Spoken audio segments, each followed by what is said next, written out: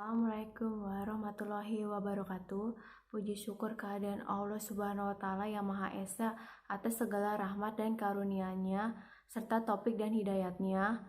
Kami dapat menyelesaikan makalah tentang pohon biner dengan baik dan waktu yang telah ditetapkan.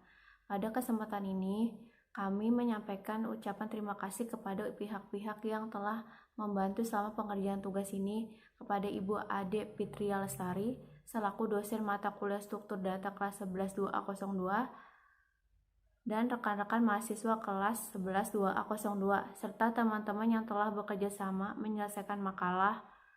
Semoga makalah ini dapat memberikan pengetahuan yang lebih luas kepada pembaca. Walaupun makalah ini memiliki kelebihan dan kekurangan, penyusunannya memberikan kritik dan saran dari pembaca yang membangun. Terima kasih.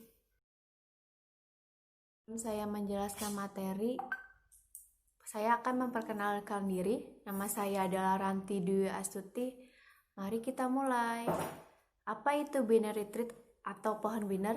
Ialah sebuah pohon struktur data di mana setiap simpul memiliki paling banyak 2 anak. Secara khusus anaknya dinamakan kiri dan kanan. Ada juga loh aturan penyajian binary tree, yaitu 1. Tree dapat dibuat dengan menggunakan linked list secara rekursif. Yang kedua, linked list yang digunakan adalah double linked list non-circular. Yang ketiga, data yang pertama kali masuk akan menjadi node root. Yang keempat, data yang lebih kecil dari data node root akan masuk dan menempati node kiri dari node root. Sedangkan jika lebih besar dari data node root akan masuk dan menempati node di sebelah kanan node root. Ada juga loh kriteria pohon binary, yaitu 1. Setiap simpul paling banyak hanya memiliki 2 buah anak. Yang kedua, derajat tertinggi dari setiap simpul adalah 2. Yang ketiga, dibedakan antara cabang kiri dan cabang kanan. Yang keempat, dimungkinkan tidak mempunyai simpul. Proses traversing dari sebuah binary tree artinya melakukan kunjungan pada setiap simpul pada suatu pohon biner tepat 1 kali. Dengan melakukan kunjungan secara lengkap, kita akan memperoleh informasi secara linear yang tersimpan dalam pohon biner. Secara linear dimaksudkan secara garis lurus atau searah. Dalam melakukan kunjungan pada sebuah pohon biner, kita dapat memperlakukan hal yang sama pada setiap simpul pada cabang-cabangnya. Akan melanjutkan presentasi dari Ranti yang tadi sudah dijelaskan, dan saya ingin menjelaskan tentang istilah-istilah pohon biner. Yang pertama, pohon biner penuh atau full binary tree. Semua simpul kecuali daun memiliki 2 anak dan tiap cabang memiliki panjang ruas yang sama. Dan yang kedua, ada pohon biner lengkap, complete binary tree, yaitu hampir sama dengan pohon biner penuh. Semua simpul atau kecuali daun memiliki 2 anak, tetapi tiap cabang memiliki panjang ruas berbeda. Yang ketiga, ada pohon biner similar. 2 pohon yang memiliki struktur yang sama tetapi informasinya berbeda. Yang keempat, ada pohon biner equivalent, yaitu 2 pohon yang memiliki struktur dan informasi yang sama. Dan yang kelima, ada pohon biner miring atau skewed tree, yaitu 2 pohon yang semua simpulnya memiliki 1 anak turunan kecuali daun. Assalamualaikum warahmatullahi wabarakatuh. Saya melanjutkan presentasi dari teman saya sampai pada materi kunjungan pohon biner. Pembagian pada kunjungan pohon biner. Kunjungan pada pohon biner merupakan salah satu operasi yang sering dilakukan pada suatu pohon biner tepat 1 kali atau binary tree transversal. Binary tree dapat diimplementasikan dalam C++. Operasi ini dibagi menjadi 3 bentuk. Yang pertama, kunjungan secara pre-order. Mempunyai urutan yang pertama, yaitu cetak isi sampul yang dikunjungi, yaitu simpul akar. Yang kedua, kunjungan pada cabang kiri. Jika kiri bukan kosong atau tidak nol, mulai lagi dari langkah pertama, terapkan untuk kiri tersebut. Tapi jika kiri kosong atau nol, lanjutkan ke langkah ketiga.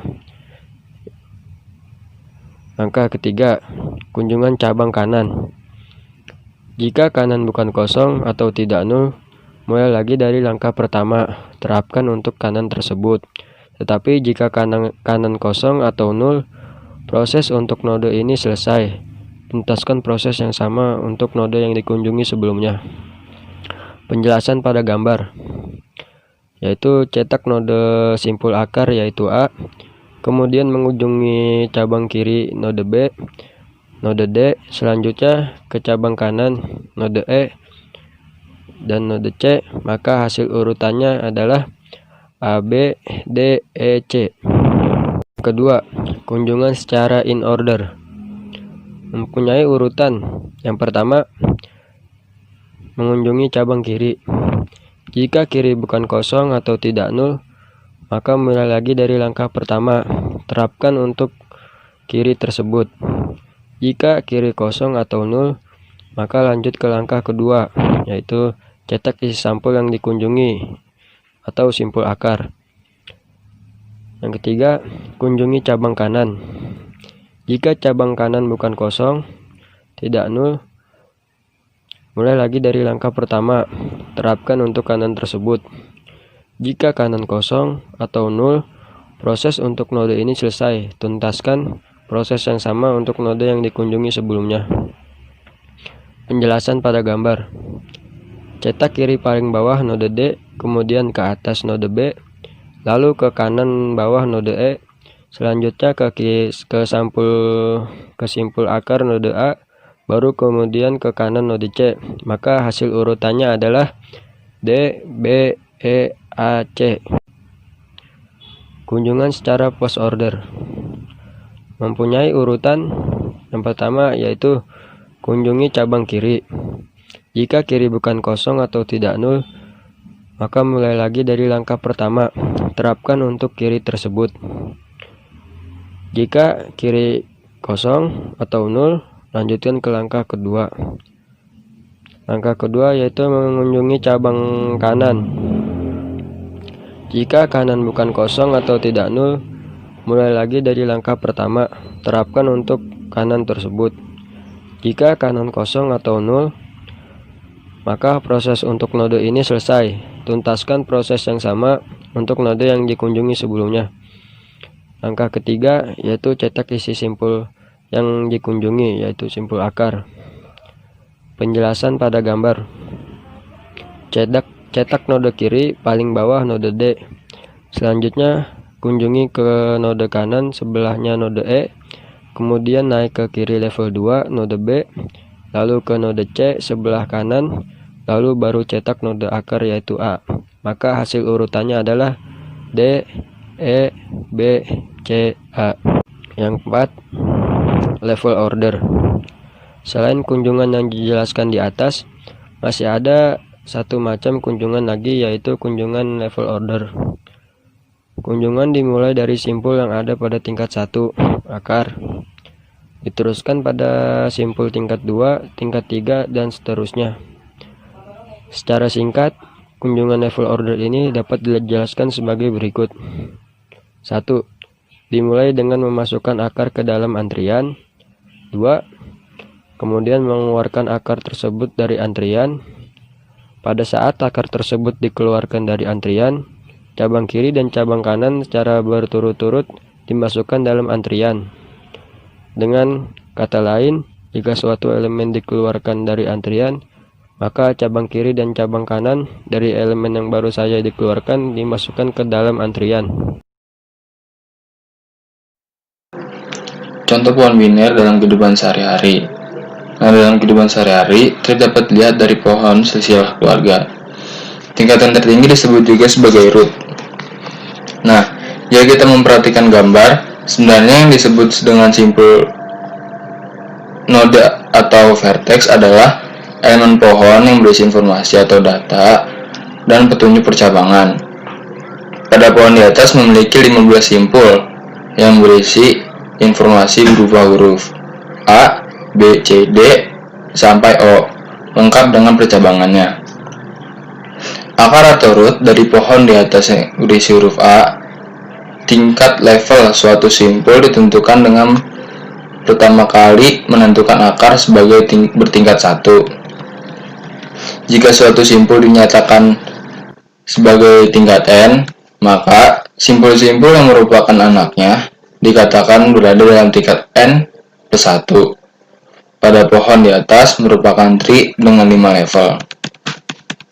Itulah contoh dari pohon biner. Kesimpulannya dari makalah ini adalah dengan adanya diagram yang menulis rancang dapat diambil kesimpulan, yaitu dapat memahami tentang pohon biner, mampu merancang kunjungan pada pohon biner, mengetahui konsep kunjungan pada pohon biner, mampu bekerja sama dalam kelompok kerja untuk tugas proyek sesuai dengan tema yang diberikan, mampu membuat dan mempresentasikan proyek dengan uraian materi sebelumnya dan diimplementasikan ke dalam bahasa C++.